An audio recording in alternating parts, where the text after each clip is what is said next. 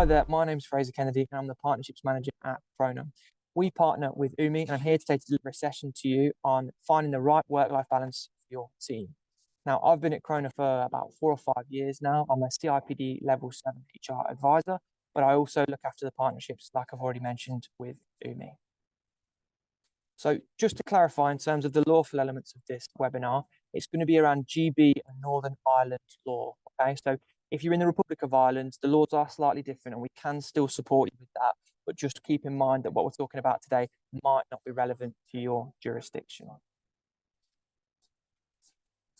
Before we jump into the actual session, I just wanted to remind you that we actually have a support team for UMi members specifically. And as you can see the telephone number on your screen now, you've also got a CGL number and account number at the bottom of the screen there, which you need to quote to get the free advice. Now, this advice line has HR and health and safety advisors on there, ready to take your calls. It might be about today's session. It might be about absolutely anything you've got going on in your business, but please know that that number is there for you guys to get support. And there's no question too small whatsoever. We're happy to support you with absolutely anything that you might need from a health and safety, HR, or commercial legal perspective. So today, we're going to talk about work-life balance. We're going to start by talking about what it actually means, what sort of tools you can put into place to sort of promote the work-life balance, actual practical points to try and improve working practices and employee morale around this topic. And then we're going to sort of end on talking about what has changed in terms of the actual law with flexible working, as there were some lawful updates on the 6th of April, 2024.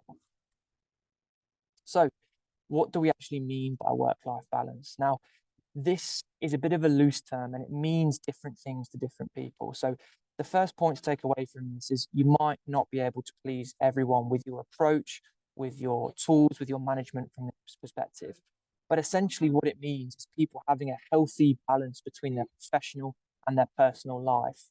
Now, like we've just mentioned, for some people, they might quite like their professional life and some people might like their personal life a little bit more. So you can't be too hard on yourself. So getting this not quite right, as it's different and it's a loose definition for absolutely everybody. It's worth noting that it's the National Work-Life Week on the 7th and 11th of October 2024. We're going to talk today about some things you can try and put into place that generally should promote a healthy work-life balance in your team and help promote that morale to put down absences, stuff like that. What I wanted to talk about just primarily before we jump into that is just the importance of a good work-life balance. Now, the first one that comes to mind is health. Now, naturally, if people are in slightly stressful roles or roles that are taking up a lot of their time, this is going to, unfortunately, incur some people not be able to see maybe their GP as much, not be able to get to some kind of exercise as much. And ultimately, if people are working too much, it can impact their health in a range of different ways, depending on their role and what they've got going on in their personal life. Well-being is a massive one at the minute in the employment law world because of all the changes in terms of the cost of living, in terms of the difficulties that we're all facing from all different challenges in life, from what the changes in government and all the laws that are going to be coming in that are changing the way we live. All of these factors come back into that work-life balance. And essentially what we're talking about here is where we can support our employees to give them time to go see their GP or give them time to do some exercise or whatever it is to look after their health and well-being. We need to be trying to target that as much as possible. Priorities is an interesting one. It's an interesting one that I see when I'm recruiting for my team as well, because when people are actually looking for job roles now, they are looking for how time is managed and looking at remote working, which is the next point. And they're even sometimes prioritizing this over career development, pay, and other kind of benefits. Remote working is massively common now and way more common than it used to be, primarily because obviously of COVID. But remote working can be a dangerous endeavor for employers for a range of different reasons. From a work-life balance perspective, remote working poses different challenges. If people are working and living in the same room, where do we draw that line? Also, as well, if the tools for work are lying around, so it might be a work phone or work laptop, if that's lying around at the weekend or at night or whenever they should be working, where are we actually drawing that line in terms of working hours? And what are we doing as managers, as employers, to make sure that we are setting that boundary nice and clear. The hustle culture is something that you primarily see in usually sales-based or commission-based roles, where the reward for working longer is greater than kind of sticking to the contractual hours. And it's difficult for employers to try and cast away that element, because obviously for people that are in commission-based roles, we want them to earn money, we want the company to grow. But ultimately, what detriment, at what cost is that to the employee from point 1 and 2 on the screen here, to their health and to their well-being? Now, the employers that can manage work-life balance well reaps unbelievable benefits. And the first one is obvious: absence. Absence is the biggest plague on employers in the UK, and it always is year on year. It's important to note as well that absence-related cases are also the most likely cases to go to a tribunal, get that legal process started, unfortunately. Unfortunately, in my role, when I support my clients, I support them from helping from the first initial stages of a HR case all the way through to litigation phases, speaking to ACAS and helping them prepare for that day in court. Now, absence-related cases, medical capability cases, AWOL cases are by far and away the most common.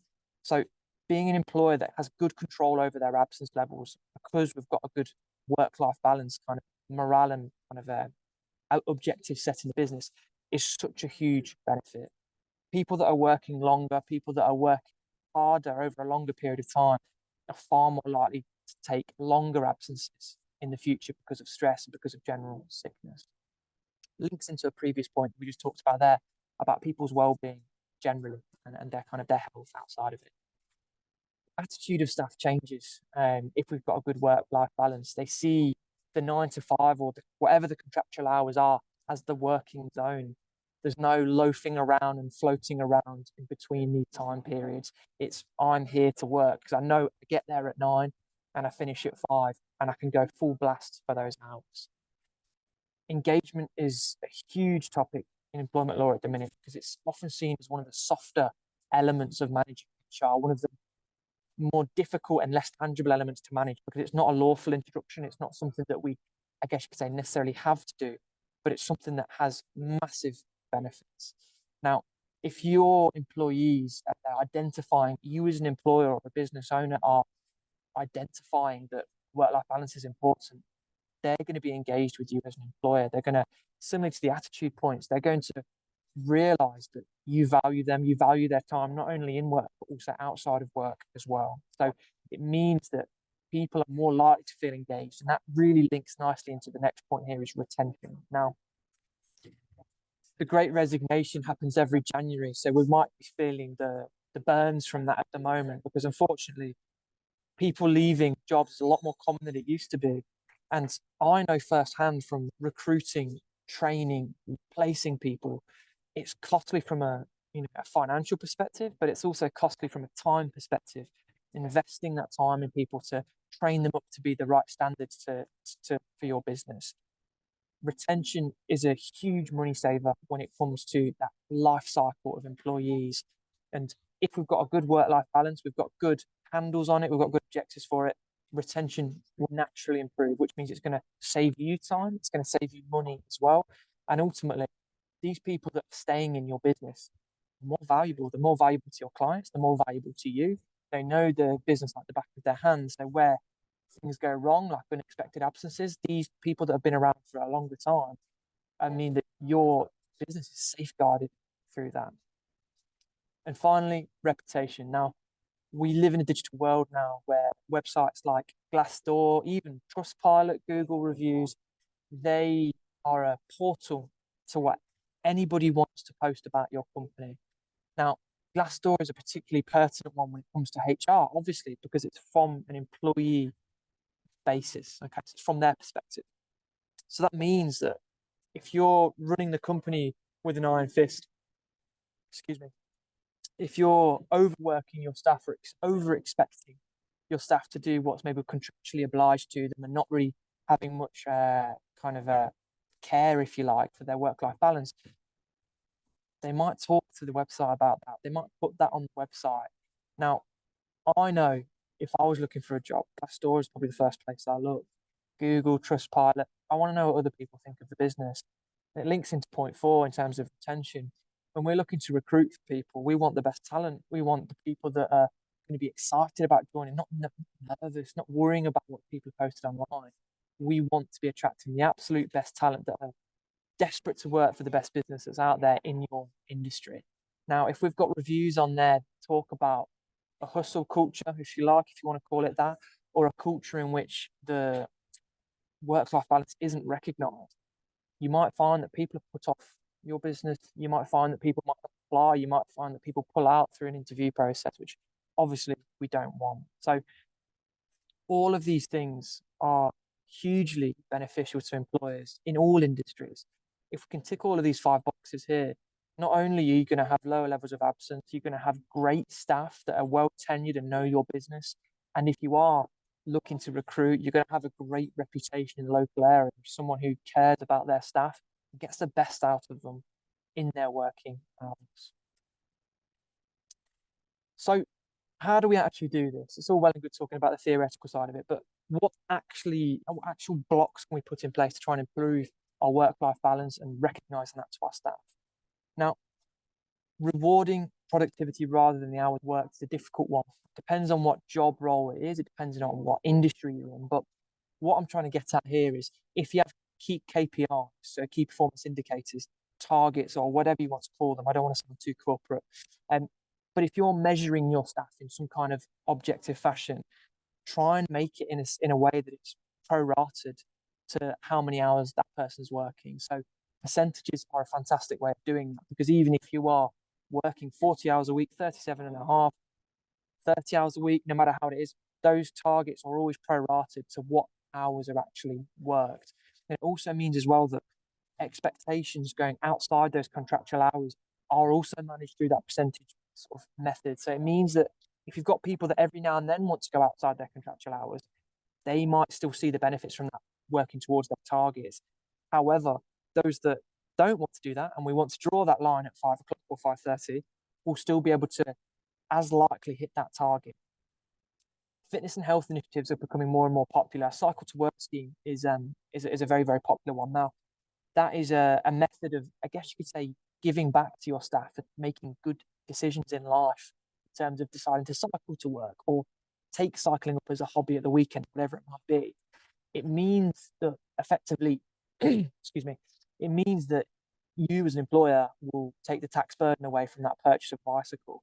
Now that might think, okay, right, that's all well and good, Fraser, but we're paying extra money.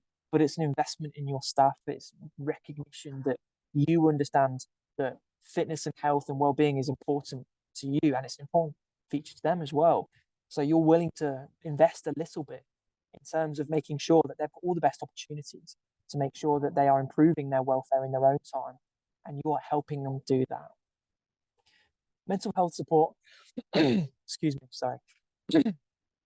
Mental health support is a huge thing. Again, when I deal with my clients' HR cases, whether it be just absence management or whether it be at those litigation phases, mental health is way more prevalent, it's way more recognized, and employers are expected to do more now than ever before in terms of mental health. Now, a lot of people and a lot of clients I work with using what's called an employee assistance program. It's known as EAP. Okay. Now, what this is effectively a resource that your employees can tap into to get therapy, to get counselling, to get advice about personal matters or financial matters that are going on in their world.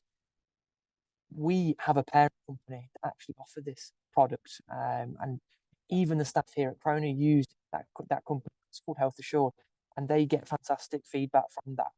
It's 24 access to like I say, to counsellors, qualified counsellors that can give you support. But the benefit that gives you as an employer, and that's not just from Health Assured, it's from any provider. It's up to you who you go with, of course.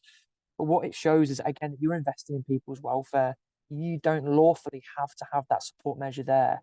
But the fact that you've gone over and above to make sure that they've got the support they need makes you as an employer look fantastic. But it also will mean that your absences will come down. Your absences will reduce because they'll have access to coping methods. They'll have access to qualified people that will help them through some issues in their life that if they didn't have that support there, they might not have come to work the next day. They might have gone sick. So if it's not something that you have, I'd definitely consider having a bit of a research around it. And of course, if it's something that we can support you with, then by all means, get in touch.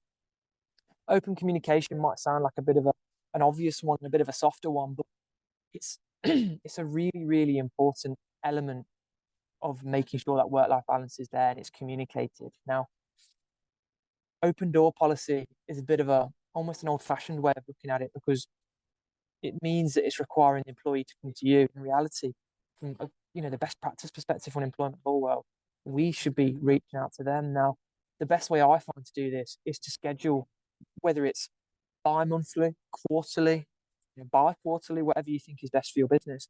Actually put some time in the calendar for you and your staff to just have a chat about how things are going with work and outside of work, and where that balance remains. An open door policy is all well and good, but it requires those people to come to you, which isn't always going to happen. And then we end up spiraling into those stress, those absence, those mental health issues potentially sometimes. If we're actually demonstrating that, look, we're interested in you, we're interested in what's going on with your life, let's put it in the diary. It doesn't have to be every week, every month, or even every quarter. It's up to you where you think that's best. But it's one of the top tips that I give all my clients to make sure that we're keeping our finger on the pulse in respect to what's going on with our individual teams and how they're getting on with their work-life balance. So flexible working and remote working, I'll just clarify the difference between the two, because people often get mixed up. So flexible working is a lawful element in which an employee can request to change their hours or change their work circumstances of some description. Now, remote working is just a term to describe someone who doesn't work in the office. That's it. There's no lawful element to it. It's just a description in terms of someone that works for Croner, let's just say, doesn't work in the Croner head office like I do. Okay. So we're going to come on to the flexible working elements a little bit later on, so I won't touch too heavily on that. But talk about them and make sure staff know they're there. The best way to do that is to have the up-to-date policies in your handbook, which, if you're not sure about that, or you're thinking, oh, I don't know if we have a policy on that, give us a ring. You're entitled to a free document review as part of your membership with UMi. So please get in touch. We'll more than happily talk you through where the policy should be and if it's up to speed with where it needs to be and what it offers your staff. So just some more tips here in terms of recognizing that every employee is different. It kind of ties into that communication piece before. Obviously, with work-life balance, there's a million and one things going on with different people, whether it's children, whether it's kind of relatives, elderly relatives, partners, other jobs potentially as well come into it. There's a lot of things and a lot of moving parts that will come and go and change as time progresses. Encouraging rest to retire is, again, a really obvious one, but it's a very, very simple one. And that might be saying, if people are sticking around to 5 o'clock, coming in early, ask them why. What's going on there? Why are you staying late? You're not contracted to work this much. Go home if you like. It's important for us to identify what people are doing, not to just let it happen and let it slide. To acknowledge that, again, is an investment in that person's time, and identifying that you value their personal time. Boundaries between personal and corporate electronics is a really, really difficult one to manage. And then when you add remote working into that, is an even more difficult one to manage, because, like I said earlier, the work tools are lying around. Now, that might come in the form of communication, in the form of a memo, in terms of after 5 o'clock or 5:30, we don't expect to get an email from you or calls from you, or if we need you outside of these times, we will contact you. It's not up to you to check your phone or anything like that. Laying that out and making it clear is the main thing. Obviously, if you have people that are on call or people that haven't worked mobile out of hours for reasons, then that's obviously different. But if you have people that do work from home, do have those laptops and phones at home, make it clear to them what your expectations are around those. And asking employees for their thoughts, again, is a super obvious one, but it goes back to that communication piece. Ask them what they think will be better. It's not, you don't always have to say yes or no, or have to give them an answer there and then to what their thoughts are. Even if they've got silly ideas, just you hearing them is a brilliant engagement piece for staff, that they identify, again, that you're recognizing the importance of this person's time and their thoughts towards it. So what's changing in terms of the law? Okay, so we talked about a little bit more about the building blocks you can actually put into place today or tomorrow in your workplace. But what's actually changed in terms of the law? So to put in what's known as a flexible working request, i.e., you write to your employer and say, I want to change my working hours from 37 to 30 because I want to spend more time with my son, for example. Now, for the 6th of April this year, you had to have a year's service to do that. Okay. That's now been abolished. So theoretically, someone that starts to work for you next week does have the right to ask to change their hours. It might sound a bit ridiculous. And I think it is a little bit odd, but essentially what the government are trying to put across here is that employees should have a fair cop at asking their employer if they can change their hours. Okay. So this is an important update and element in terms of your policy and contracts that you have for your staff at the moment. The laws have changed. So even if you've got flexible working policies or contractual elements, it's probably quite likely that they are now out of date. Now, we can support you with that, or we can at least point you in the right direction if you want to take use of your complementary document check. I'd encourage you to do that, just even if it's not a case that you want support from us per se. At least you know where the red flags are, if that makes sense. But the headline here is that there's no service qualification. Someone can start working for you today and ask for a flexible working request on that day, and they are lawfully entitled to do that. So the second change now is there's a lot more focus on the consultation with the employee. So if we think about it as like a bit of a timeline of events. So I've worked for you for 6 months, let's just say, and I've put a flexible working request in. The next point of contact is that me and the employer have a conversation. So the employer sit down and they talk about the request.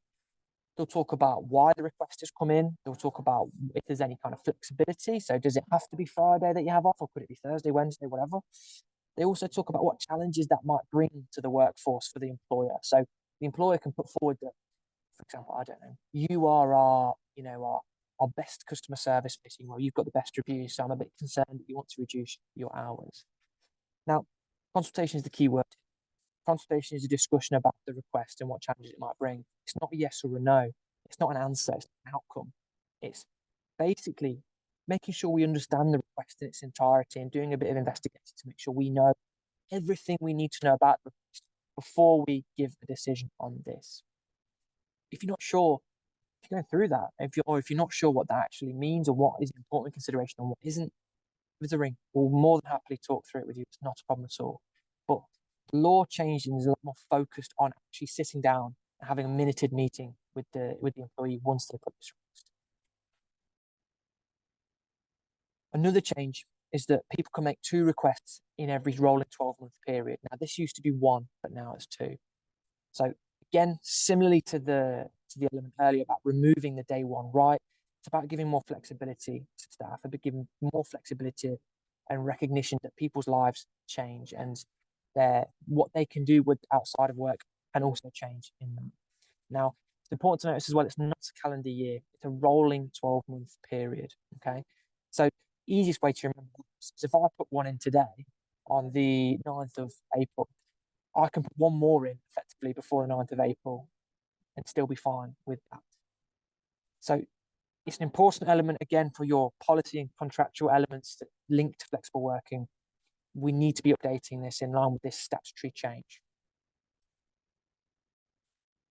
So once you receive that flexible working request, like we've talked about already, we need to sit down with the employee, we need to talk about it, and we need to give an outcome.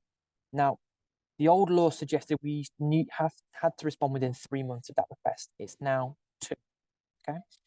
Now, as I've said earlier, having that consultation, having that meeting, doesn't need to be right away. We just need to make sure that whatever answer we're giving, we need to make sure we're justifying why it's a yes or a no, and it's within 2 months of receiving that request. Now, I want to make it very, very clear that employers can reject flexible working requests. They can go back with an alternative. It is a contractual negotiation at heart. So both parties need to be happy for it to change. Now, there are 8 fair reasons that an employer can choose to reject a flexible working request. Now, they are clearly defined and written into law. Now, if you're going through that or you want to know more about what your rights are as an employer, please get in touch. We'll more than happily talk you through that.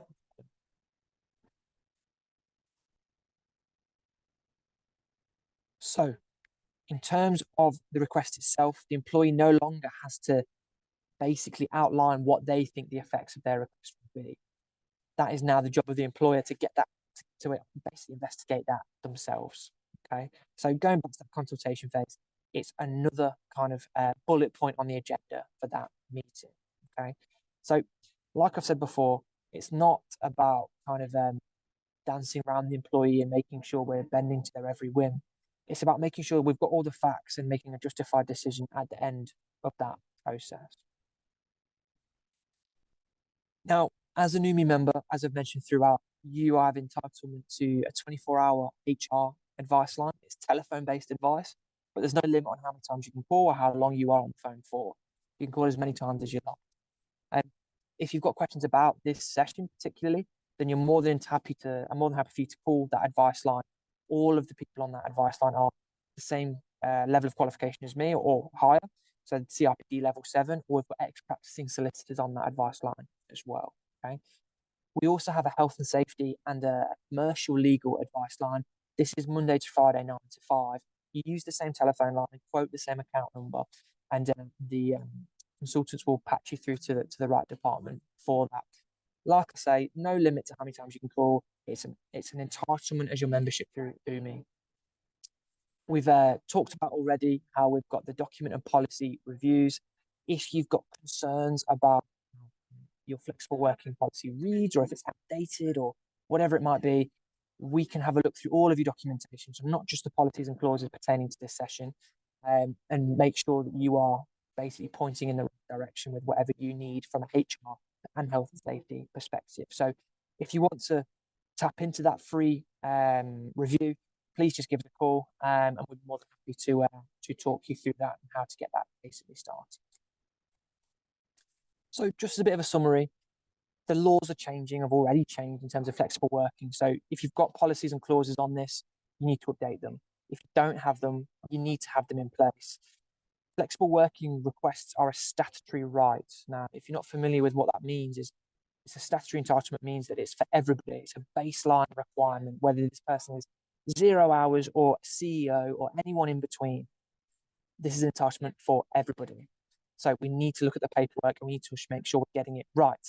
If we've not got the right paperwork in place, it's probably quite likely we're going to get the process wrong because we're going to be following instructions for the wrong process. We need to be dealing with them in a timely manner and dealing with them correctly.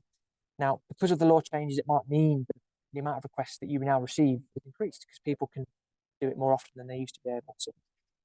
Now, as well, we need to be making sure that if you're not clear on how to reject these or how to accept them or how to negotiate these processes, that you give us a call and you understand where we can help you and support you. So I'll state this now, and it's important to state that we are employer focused. Okay, so we look after you. We don't look after the employee. That doesn't mean we're horrible, but it just means that we've got your best interests at heart, not the employees. But obviously, from a compliancy perspective, we are conscious of making sure that we are doing the right things in the eyes. Again, there's the phone number. Take a note of it. Give us a call. It doesn't have to be a big question or a big case. It can be very, very simple, very, very easy. You can call as many times as you like. That number, so CGL 28333. Right, make a note of that. But if you don't have that to hand and you just say you're calling as an UMi member, that will be fine as well. So don't worry about it too much. So thank you for listening for me today. It's been a pleasure to speak to your members again. Like I say, if there's any questions, please just give us a call, give us an email. We're more than happy to help you with anything relating to this session, if that's the case, or generally anything to do with HR, health and safety, or commercial legal. Thank you very much.